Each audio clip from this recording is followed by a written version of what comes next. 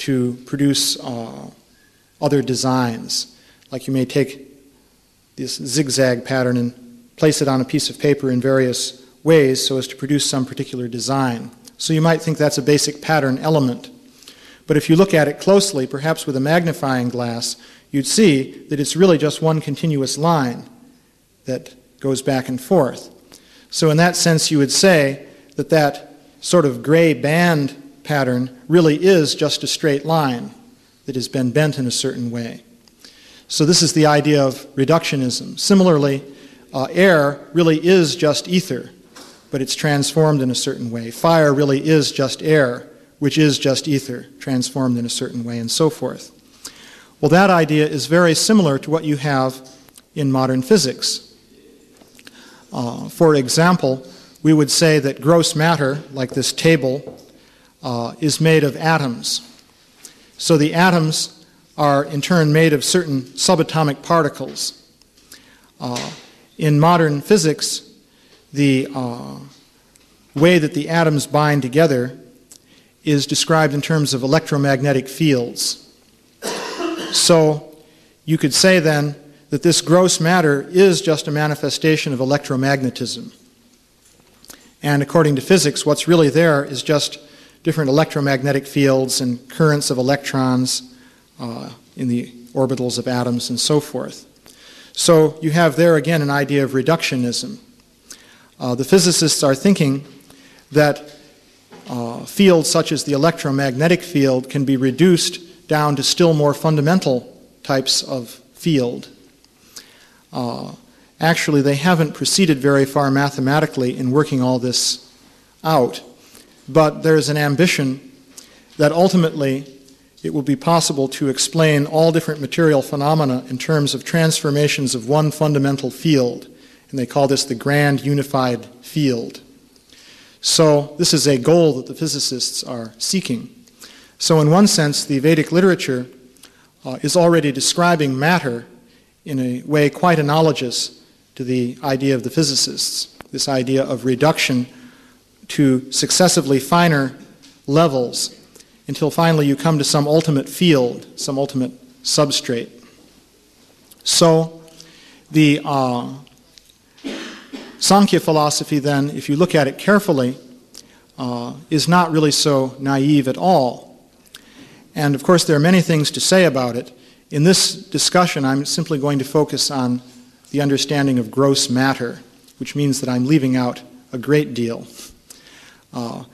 It's also a fact that in the Sankhya philosophy the guna or mode of goodness transforms to produce the mind element, and passion transforms to produce intelligence, and many other things are going on. Actually, the Sankhya philosophy provides a description of how gross matter can interact with a transcendental level of existence. And there are many different levels and aspects to this description. So what I'm going to focus on here is how this interaction between gross matter and transcendental levels of existence functions on the gross end of the transformation. That is, if you have a transcendental level here and gross matter here, and there's some connection between the two, we're going to look at it at the end where you have gross matter, because that's what will be of particular concern to the physicists and scientists who are thinking that it's not possible to have such a connection. So the Vedic literature, however, provide a hint as to how this connection could work. And this is provided through this idea of creation by sound vibration. So, according to the Vedic literature, the different material elements from ether on down to earth are manifested by the agency of transcendental sound. This is described in the Bhagavatam, for example, in the teachings of Lord Kapila. So the idea there is that organized vibrational patterns are imposed on the material substrate on a subtle level. The ultimate subtle level, according to the Sankhya philosophy, is the pradhana. So these vibrational patterns interact and propagate, and they produce the subsequent transformations. So it is interesting to see that modern physics actually allows for just such a phenomenon to take place. So I'll say a few things briefly about that. First of all, in classical physics, it is quite possible for a pattern of vibration to produce large-scale patterns of any given desired form. And this is shown by the example of what is called a hologram. Probably you've all seen holograms. What you have in a hologram is a plate, a photographic plate, on which there's a pattern that you could look at under a microscope. To the naked eye, you really can't see anything. But under a microscope, you would see a rather irregular pattern of light and dark areas, which would be quite meaningless. But when you shine a light through this pattern, as the light passes through and is partly blocked by the pattern, interference of the light waves is set up. And the result is you get a three-dimensional image floating in space, so that you can actually look at this image from different sides and move around and see it from different perspectives. So this image is produced by the interference of the light. Well, this is something occurring in three-dimensional space, but you can also show how wave patterns can produce forms which develop during time. Basically, what you could have is, if you imagine, say, a surface of a pond, you could start with a wave pattern on this pond, which initially would not seem at all meaningful. It would seem just like random ripples, such as you might see on a windy day on the surface of a pond. But as time passed, the waves would come together and they would form some message, let's say spelled out in letters. And then immediately that would disappear. And then a little bit later, some other message might appear. You can set up the initial wave pattern in such a way as to allow for this. In fact, there's a fairly simple way to do it. I hesitate, I don't know, it'd be interesting. Would anyone like to see that? Perhaps I should just describe that on an individual basis, since it's a mathematical digression. But basically, it is possible to start with an appropriate initial wave pattern, which at any given desired later time will coalesce together to produce a large-scale complex pattern. So this can be done according to the equations of physics. The question is, how do you get the initial wave pattern? So this is actually done in the creation of holograms. People can do it using light waves. Now, according to modern physics, matter is actually a wave phenomenon. This is the idea that appears in quantum physics, actually. The difference between, one key difference between matter waves and light waves is that the waves involved with matter have a very high frequency compared with light waves, and hence a very short wavelength. So it's not possible for people to manipulate them so easily.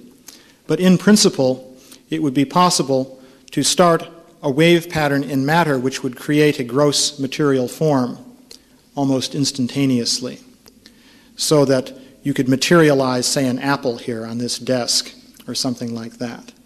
As far as the equations are concerned, this kind of thing is quite possible. So the question then is, well, what would produce such wave patterns? Essentially what you need is a source of organization or a source of information. Now, according to the Vedic literature, the Supersoul is present everywhere throughout the material continuum.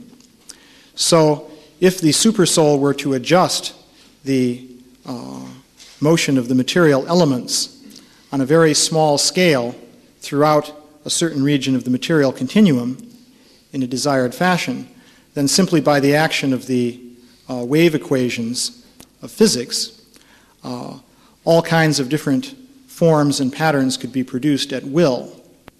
So this is possible according to the laws of physics.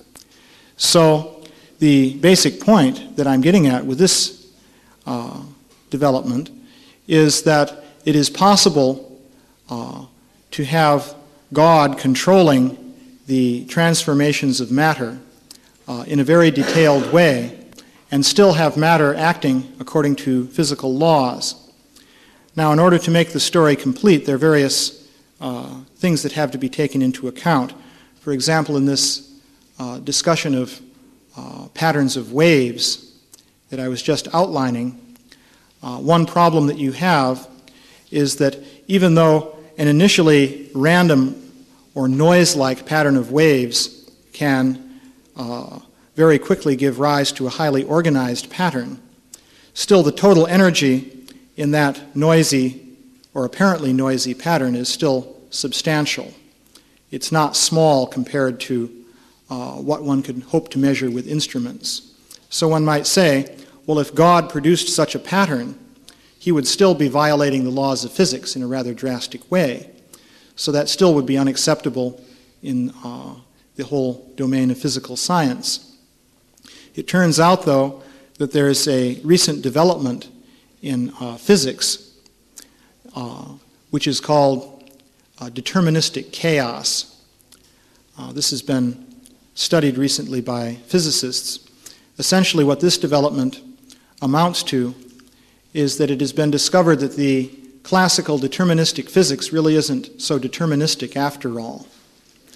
Basically, what people found was that the equations that you can solve by analyzing them mentally and coming up with a calculation that you can write down on paper, in areas where you can actually perform a solution in this way, the results turn out to be deterministic.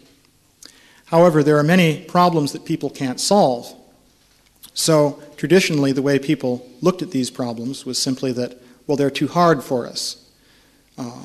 If we did solve them, we would get answers similar to the answers we get for the problems we can solve, but we simply haven't figured out how to solve these problems yet.